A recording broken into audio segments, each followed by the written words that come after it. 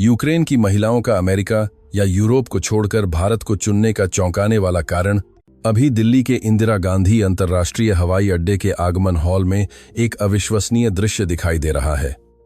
युद्ध की आग से झुलसते यूक्रेन से भागकर आई महिलाएं आंखों में आंसू लिए भारत की ओर खिंची चली आ रही हैं।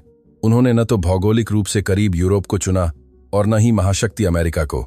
बिजली कटौती और कड़ाके की ठंड के बीच बंकरों में रहते हुए भी उन्होंने अपने कीमती जनरेटर सिर्फ इसलिए चलाए ताकि वे भारतीय बॉलीवुड फिल्में और नाटक देख सकें। उनके कांपते हाथों में मोमबत्ती की रोशनी में जो वे अपनी नोटबुक पर लिख रही थीं, वह अंग्रेजी नहीं बल्कि देवनागरी लिपि में हिंदी के अक्षर थे। उनके भारत को चुनने के पीछे के चौंकाने वाले कारण और इस विशाल देश के पास मौजूद विशेष लचीलेपन और इतिहास के साथ गहरा संबंध है। निराशा के कगार पर खड़ी इन महिलाओं ने अपना सब कुछ इस एशियाई लोकतांत्रिक देश को क्यों सौंप दिया? इसके पीछे एक ऐसा चमत्कार छिपा है जिसने हजारों लोगों की किस्मत बदल दी। एक ऐसी कहानी जो दुखद भी है और मानवीय संवेदनाओं से भरी भी। कृपया अपने रुमाल तैयार रखें, क्योंकि अब मैं आपके सामने इस पूरी कहानी का खुलासा करूंगा। आज इंदिरा गांधी अंतर्राष्ट्रीय हवाई अड्डे पर एक असाधारण दृश्य है। राख में बदल चुके युद्ध के मैदान से भागकर मुश्किलों का सामना कर रही यूक्रेनी महिलाएं भारत को अपना ठिकाना बना रही हैं। निराशा में भारत का नाम पुकारने वालों की संख्या तेजी से बढ़ रही है। कहा जाता है कि अंधेरे कमरों में मोमबत्तियां जलाकर वे हिंदी भाषा और भारतीय संस्कृति सीख रही हैं। ऐसा इसलिए है क्योंकि भारत की सरकार और जनता ने बड़ी मात्रा में चिकित्सा आपूर्ति और मानवीय सहायता प्रदान की है। उन्होंने खोए हुए लोगों के लिए विशेष पुनर्वास योजनाएं भी पेश की हैं। सब कुछ खोने के बाद उन्होंने उस देश पर भरोसा करना शुरू कर दिया जिसने उनकी मदद की। परिणाम स्वरूप बहुत ही कम समय में हजारों लोग भारत से जुड़े समुदायों में शामिल हो गए। युद्ध की विभीषिका के बीच उनके साथ क्या हुआ, यह उनकी दुखद और दिल छू लेने वाली कहानी है। नतालिया की कहानी। नमस्ते, मैं 32 वर्षीय यूक्रेनी नर्स नतालिया सरगेयेवा हूँ। युद्ध शुरू होने से पहले मैं कीव सेंट्रल अस्पताल में काम करती थी। सुबह मरीजों की देखभाल करना, शाम को अपने पति मिखाइल के साथ खाना बनाना मेरा जीवन साधारण था। सप्ताहांत में हम नीपर नदी के किनारे टहलते थे और कैफे में दोस्तों से गप्पे लड़ाते थे। मुझे तब नहीं पता था कि यह साधारण दिनचर्या कितनी अनमोल थी। एक दिन यह सब अचानक बिखर गया। मैं उस सुबह के धमाकों की आवाज कभी नहीं भूल सकती। खिड़कियां हिल रही थीं, दूर आग की लपटें उठ रही थीं। मिखाइल ने मेरा हाथ जोर से पकड़ा और कहा, नतालिया, आखिर वही हुआ जिसका हमें डर था। अस्पताल देखते ही देखते युद्ध के मैदान में बदल गया। घायलों की भीड़ लग गई। हम सो नहीं पा रहे थे।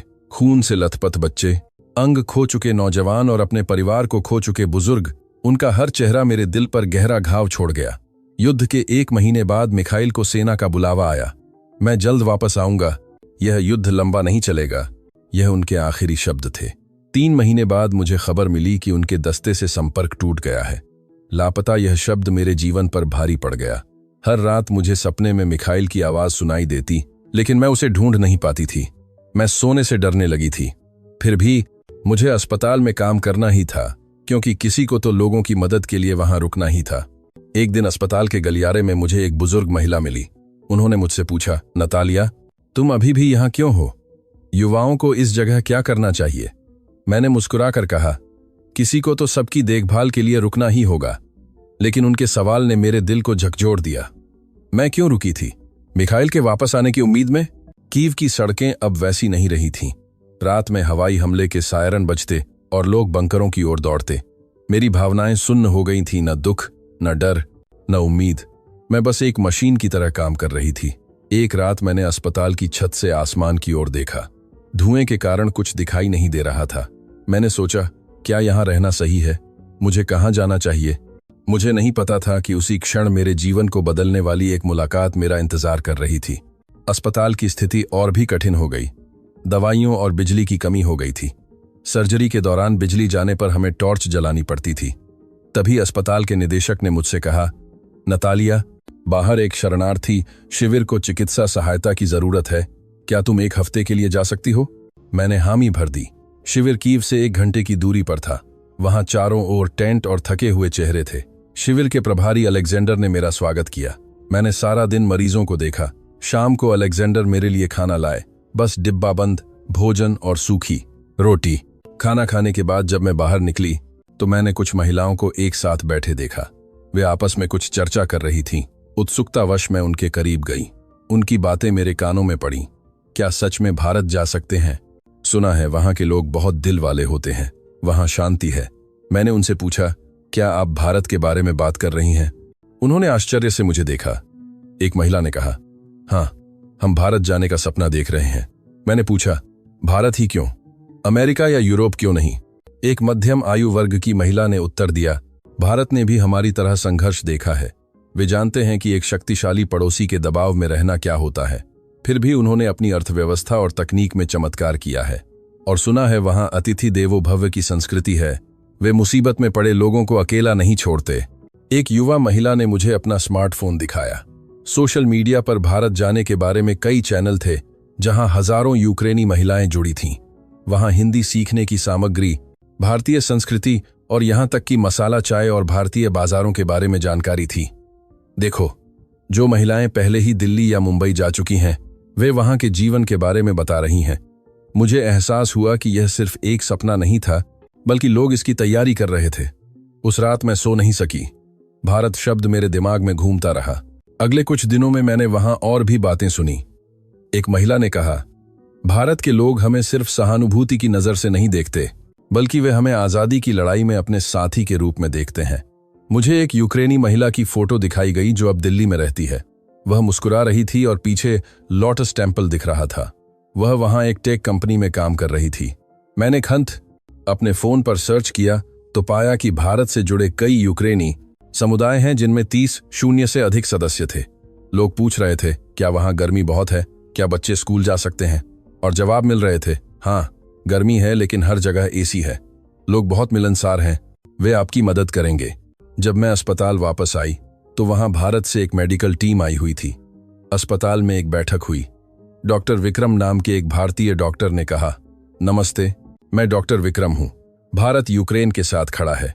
आपके साथ काम करना मेरे लिए सम्मान की बात है। उनकी आंखों में ईमानदारी थी। कुछ दिनों बाद डॉक्टर विक्रम ने मुझे एक पूर्वी गांव में चलने को कहा, जहां चिकित्सा सहायता की जरूरत थी। वहां मैंने एक पाछी लगा थी। अद्भुत दृश्य देखा। लोग एक पुराने टीवी के सामने जमा थे। वह टीवी मेड इन इंडिया था। गांव के मुखिया पेट्रो ने गर्व से कहा, यह टीवी 15 साल पुराना है।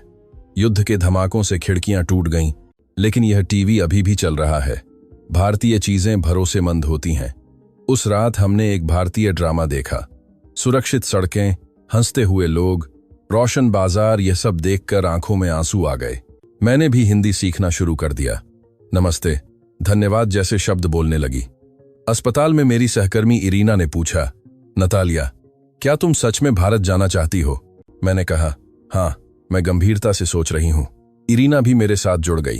हमने देखा कि भारतीय फिल्में सिर्फ मनोरंजन नहीं थीं, उनमें एक किस्म का पारिवारिक जुड़ाव और मानवीय स्पर्श था जो हम युद्ध में खो चुके थे।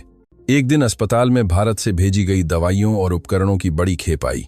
उन बक्सों पर लिखा था, लव फ्रॉम इंडिया। मेरी आंखों में आंसू आ गए। मैंने डॉक्टर विक्रम से पूछा, क्या मुझ जैसी नर्स को वहां काम मिलेगा? उन्होंने कहा, निश्चित रूप से।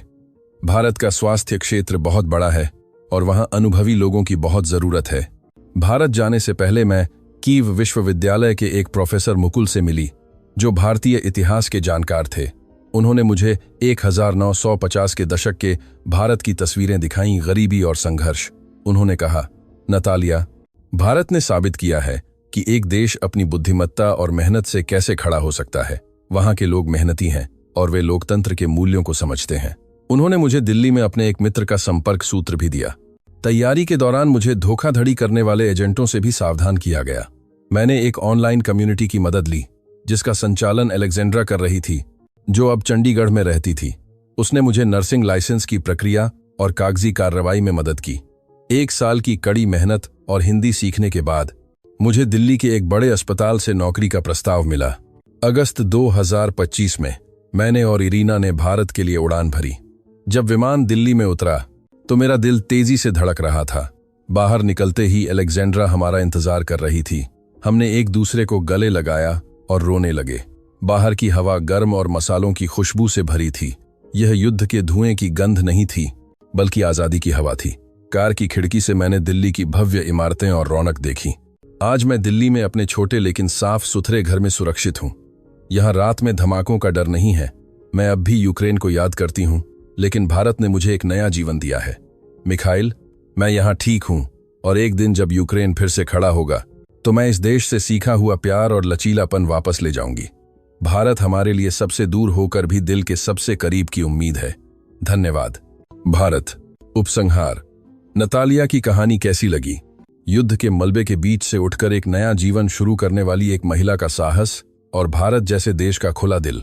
यह कहानी सिर्फ एक व्यक्ति की नहीं है, बल्कि यह उन लोगों की एकजुटता की कहानी है जो सब कुछ खोने के बाद एक दूसरे की मदद करते हैं।